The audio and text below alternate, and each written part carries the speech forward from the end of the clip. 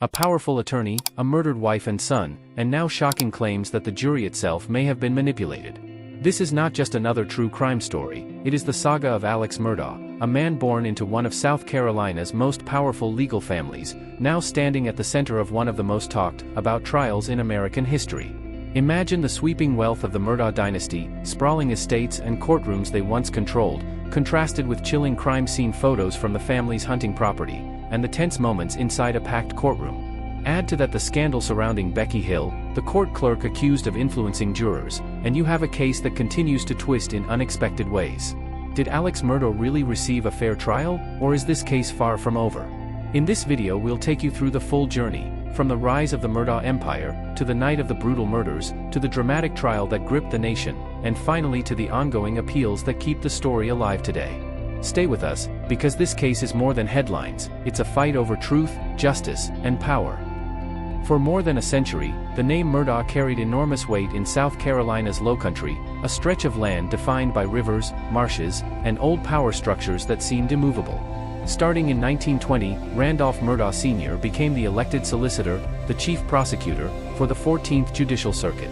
His position gave him authority over 5 counties, and for generations afterward, the office never left the family. His son, Randolph Jr., took over in 1940, and then came Randolph III in 1986, a dynasty of courtroom power, each man enforcing the law while at the same time weaving political and social influence into every corner of the region. Lawyers feared them, jurors respected them, judges listened closely, because the Murdaughs were not just prosecutors, they were a force that shaped justice itself. Into this legacy was born Richard Alexander Alex Murdaugh, who carried the same red hair, the same commanding voice, and the same sense of entitlement that often accompanies generations of privilege.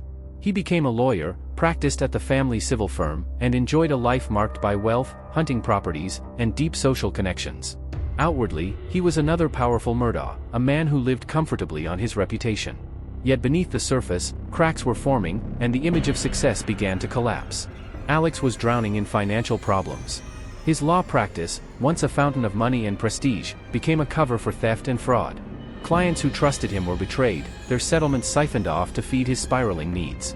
Behind the polished smile, there was an opioid addiction that controlled his life, an addiction that blurred his judgment, drained his finances, and pushed him toward desperation. Checks were forged, accounts manipulated, friends deceived, all to sustain a lifestyle that was no longer affordable. The scandals did not erupt all at once, but built slowly, like a storm gathering strength over the Lowcountry marshes. In 2015, the mysterious death of a young man named Stephen Smith was whispered about, with loose ties to the Murdaugh family casting suspicion. In 2018, the Murdaugh housekeeper, Gloria Satterfield, died in what was called a trip and fall accident at Moselle. Questions lingered, settlements were hidden, and once again, money disappeared. Then in 2019, Paul, Alex's youngest son, was at the center of tragedy when a boat crash killed Mallory Beach, a young woman from the community. Lawsuits followed, headlines erupted, and the family's iron grip on reputation began to slip. By the time 2021 arrived, Alex was under crushing pressure. Creditors circled, lawsuits threatened to expose his thefts, and his addiction worsened. The once untouchable family dynasty now looked vulnerable, its polished image tarnished by scandal, rumor, and legal battles. It was within this atmosphere of crumbling power, mounting debts, and desperate cover-ups that the stage was set for the darkest chapter yet, the murders that would destroy what little remained of the Murdaugh legacy. On the night of June 7, 2021, at precisely 10:07 p.m., Colleton County emergency dispatchers received a frantic 911 call. The caller was Richard Alexander Alex Murdaugh, his voice trembling, words rushing out, gasps breaking through as he described a horrifying discovery. He told the operator that he had just arrived at the family's hunting estate, known as Moselle, and found his wife, Maggie, and their youngest son, Paul, shot dead near the dog kennels. The operator asked him to slow down, to explain, but the story spilled out in fragments, his emotions wavering between panic and shock. A powerful attorney, a member of South Carolina's most prominent legal dynasty, was now reporting the brutal deaths of his family members, a scene that immediately stunned the Lowcountry and soon the nation. When law enforcement officers arrived, the sight before them was nothing short of devastating. Paul, only 22 years old, lay near the feed room of the kennels. His injuries were catastrophic, the result of a shotgun fired at extremely close range, leaving investigators certain that he never stood a chance of survival. Just a few yards away, in the grass, lay Maggie, 52, struck multiple times by bullets from what appeared to be a high-powered rifle. The violence was overwhelming, the scene chaotic, with blood, shell casings, and shattered remnants of a family's life scattered across the property. Deputies secured the area, marked evidence, and attempted to piece together what had taken place in the quiet rural night. At first glance, Alex portrayed himself as a grieving husband and father who had stumbled upon an unimaginable tragedy. He explained that he had been visiting his elderly mother at her home, roughly 15 to 20 minutes away, and had returned to find his wife and son lifeless. He told deputies that he immediately tried to check for signs of life, that he called out, that he touched Paul's body, that he frantically dialed for help. The story sounded heart-wrenching, but almost immediately, subtle contradictions began to emerge. Investigators noted that Alex's clothing appeared clean, unusual for someone who claimed to have checked the bloody bodies of 2 shooting victims. His account of leaving the property to see his mother did not align perfectly with phone records and vehicle data. Questions also arose about the timeline. When exactly did he leave Moselle, how long was he at his mother's house, and when did he return? These inconsistencies, small at first, became the seeds of doubt that investigators could not ignore. The case took a dramatic turn with the discovery of a piece of digital evidence, a short Snapchat video recorded by Paul on the very night of the murders. Just minutes before he and Maggie were killed, Paul filmed a video of a dog near the kennels, intending to send it to a friend. In the background of that clip, unmistakable to those who knew him, was the voice of Alex Murdaugh. This revelation was devastating to his alibi. Alex had insisted in interviews with deputies that he was not at the kennels that evening, that he had last seen Maggie and Paul earlier when they were having dinner. Yet here was proof that his voice was present, at the exact location, moments before the murders. The importance of this evidence cannot be overstated. It dismantled Alex's initial narrative, showing that he had lied about his whereabouts. Once investigators placed him at the scene, suspicion grew heavier, and the investigation shifted from considering outside threats or random intruders to looking squarely at Alex himself.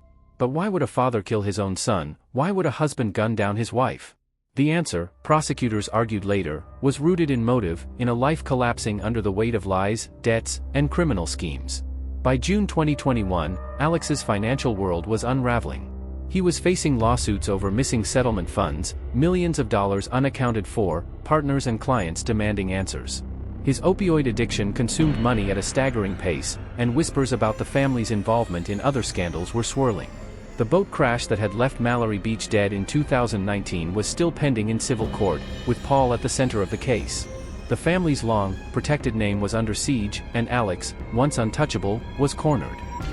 The theory that emerged was chilling yet, to investigators, plausible.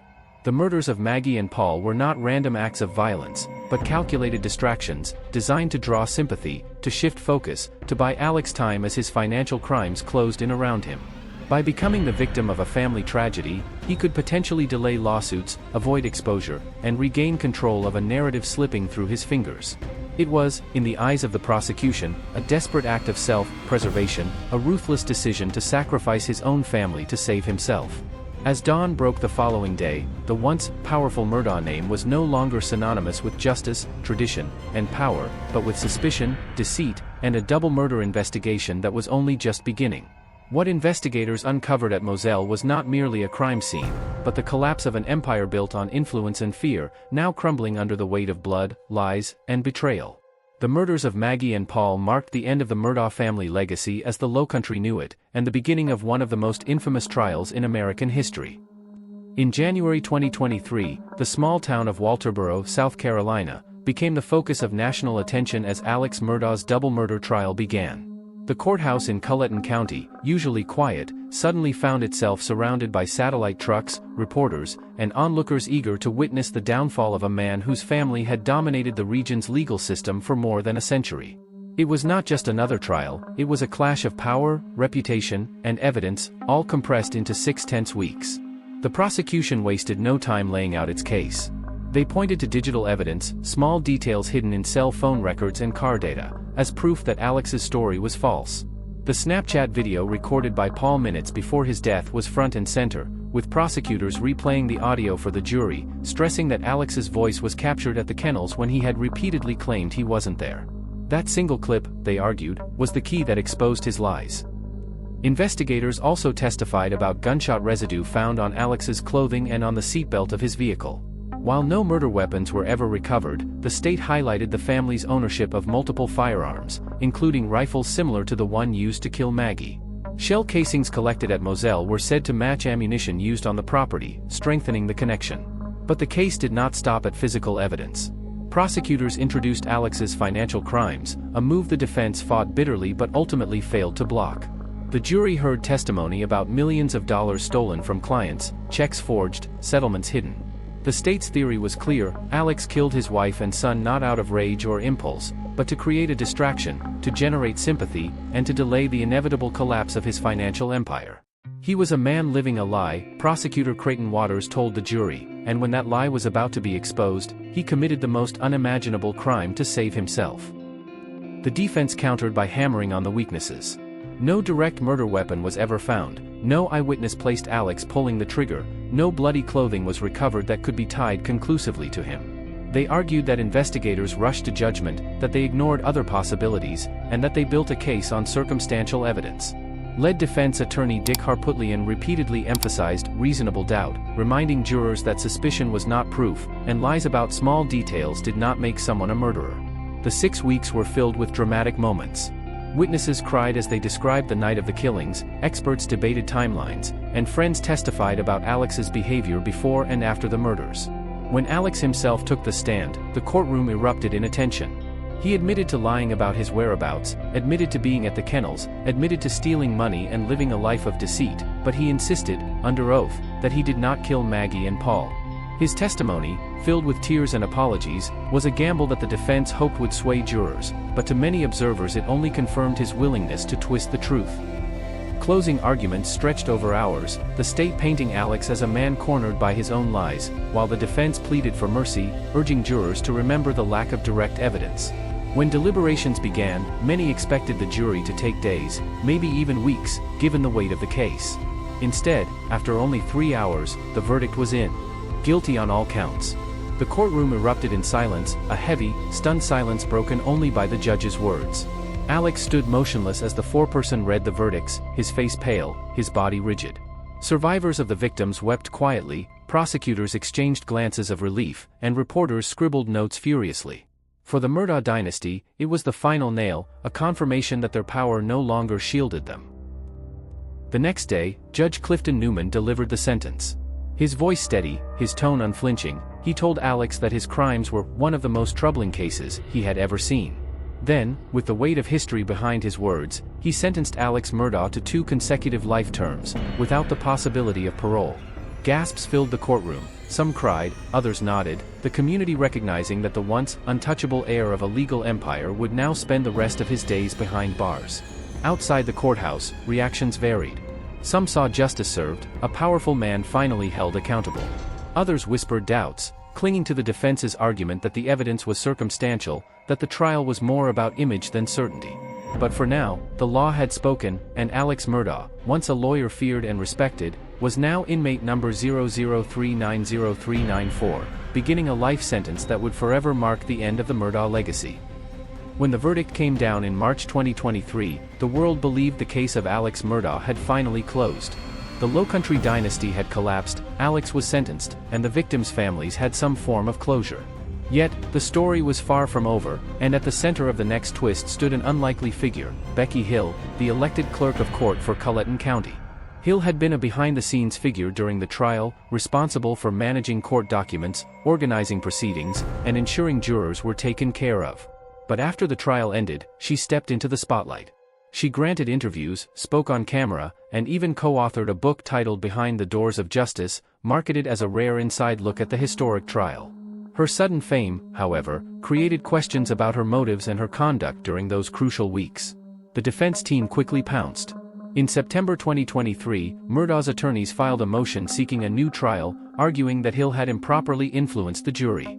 They claimed she told jurors not to be fooled by Alex's testimony, to watch his body language closely, and to avoid being swayed by defense arguments.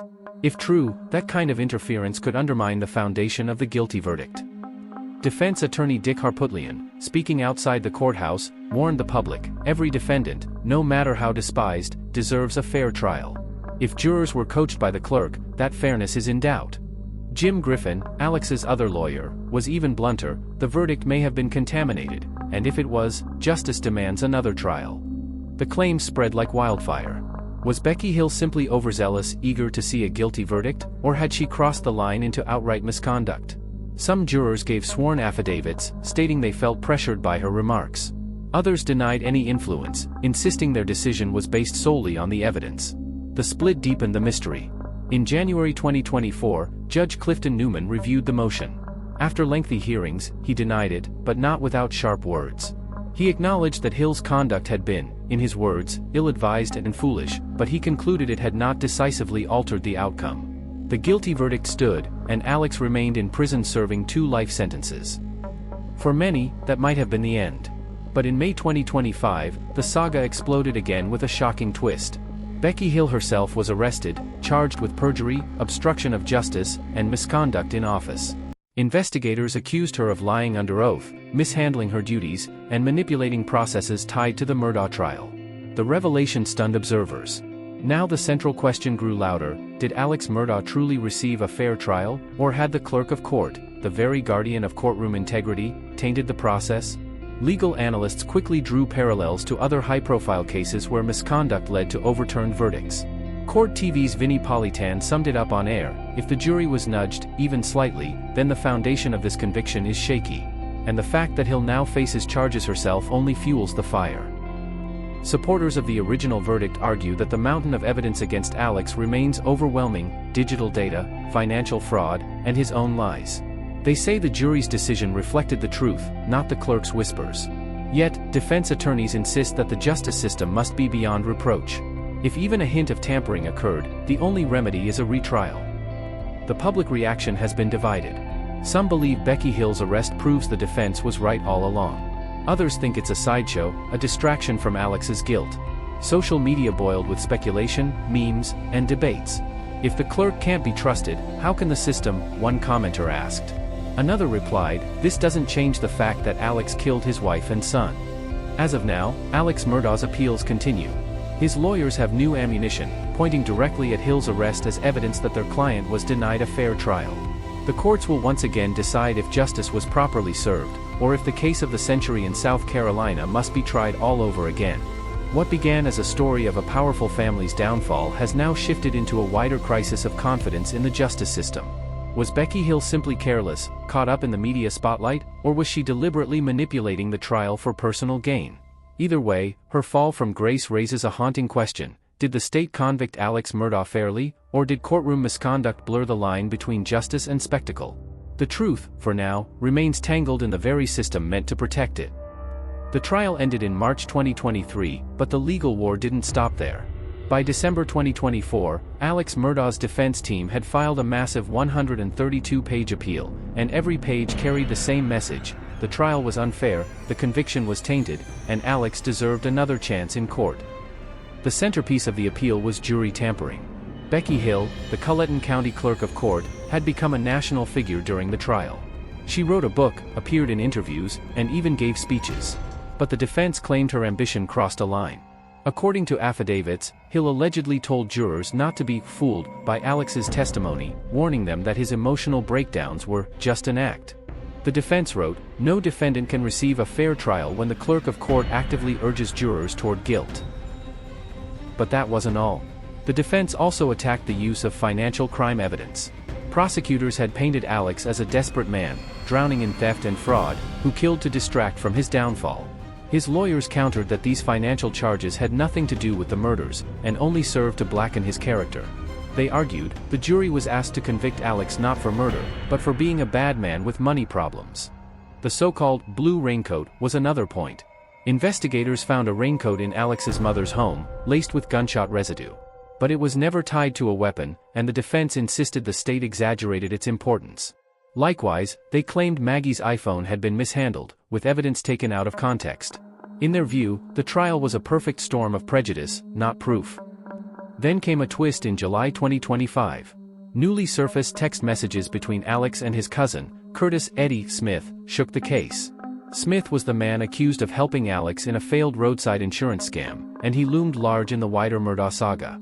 The defense said these texts had been withheld, and that they raised fresh questions about Smith's role, about his credibility, and about what else the state might have hidden. They claimed this was a violation of Brady rules, which require prosecutors to hand over any evidence that might help the defense. The state fired back hard. In August 2025, the South Carolina Attorney General's office filed its own response, 182 pages long, longer than the defense brief, and every word was meant to shut the door on Alex's appeal. Their position was clear, the conviction was solid, the evidence overwhelming, and nothing Becky Hill or anyone else said could undo what the jury heard. The state dismissed Hill's alleged comments as fleeting and insignificant, arguing that jurors made their decision based on Alex's lies, the time-stamped phone data, and the mountain of circumstantial proof. They wrote, "The case against Murdaugh was not fragile. It was not close. The verdict reflects the strength of the evidence, not the influence of passing remarks." Now, the fate of the case rests with the South Carolina Supreme Court. Justices are reviewing the filings, weighing the defense's claims against the prosecution's counterattack. A decision isn't expected until 2026, but the stakes could not be higher. Will the court see this as a flawed trial poisoned by misconduct, or as a desperate man's last gamble to escape justice? As one legal analyst told Court TV, if the Supreme Court even hints at impropriety, this case could be cracked open again. If they don't, Alex will die behind bars. The battle lines are drawn, and once again, the Murdaugh name dominates headlines. Today, Alex Murdaugh sits inside a South Carolina prison, no longer a lawyer, no longer the heir to a legal dynasty, but an inmate serving one of the harshest sentences imaginable. The judge gave him 2 life terms for the murders of Maggie and Paul, and on top of that, he's already serving 40 years for his web of financial crimes. That's the reality. Even if his murder conviction is overturned, even if the Supreme Court grants a retrial, Alex will not walk free. Those fraud sentences alone mean he is locked away for decades, his power stripped, his reputation ruined. But the bigger issue goes beyond Alex himself. The question hanging over South Carolina is about trust in the justice system. The trial was one of the most high-profile in state history. Millions watched, jurors faced intense pressure, and the clerk of court herself became a celebrity. Now, with Becky Hill under indictment for perjury, obstruction, and misconduct, the public is asking, was this trial clean, or was it compromised from the inside? It's a chilling thought. If the clerk of court influenced the jury, then the entire verdict is tainted. But if she was simply reckless, then Alex's guilt still stands, even if the process was messy. One defense lawyer told reporters, "This isn't just about Alex Murdaugh. It's about whether any defendant can rely on a fair trial when officials chase fame instead of justice." And that's why people are so divided. Some believe Alex's guilt is beyond doubt, pointing to the phone records, the lies he told, and his collapse on the witness stand. Others say the case reeks of misconduct, that the financial crimes were used as character assassination, and that the jury may have been swayed by something other than facts. What cannot be denied is that the Murdaugh saga has already changed South Carolina forever. A family once untouchable has fallen. The courts have been shaken. The legal system itself is under a microscope. As of August 2025, Alex waits for the Supreme Court's decision. His lawyers argue he was convicted in a trial riddled with corruption. Prosecutors argue the verdict was just, fair, and final. Somewhere in between lies the truth, and the people of South Carolina are left wondering if they will ever really know it. The story ends, for now, with a haunting question: was Alex Murdaugh's fate sealed by evidence, or by a corrupt system? And so the saga comes full circle. From a family empire built on law and power, to brutal murders on a rural estate, to a trial that gripped the nation, to scandals that cast doubt on the entire system, this is the story of Alex Murdaugh. We watched as prosecutors laid out their case. We heard Alex's own voice, shifting, lying, breaking down. We saw a jury convict in hours. We saw a judge deliver 2 life terms. And then, we watched as the story refused to end, because behind the scenes, the clerk of court was chasing fame, and because new evidence kept bubbling to the surface. The Murdaugh saga is not finished. The South Carolina Supreme Court now holds the next chapter in its hands. Will they affirm the conviction and slam the door, or will they crack it open and force the state to retry one of the most infamous cases in modern history? As one commentator put it, this isn't just about Alex. It's about trust. If the system failed here, where else is it failing? That's the haunting part. If a man as powerful as Alex could argue he didn't get a fair trial, what does that mean for everyone else who steps into a courtroom? So, we leave you with the biggest question of all: was Alex Murdaugh brought down by the weight of evidence, or was he swallowed by a corrupt, fame-driven system? The answer isn't here yet, but it's coming. And when it does, it could reshape everything. What do you think? Should Alex Murdaugh get a new trial, or is this just a desperate play from a man already buried by evidence? Drop your thoughts in the comments, and don't forget to subscribe for more deep dives into cases like this. Because, trust me, this story is far from over.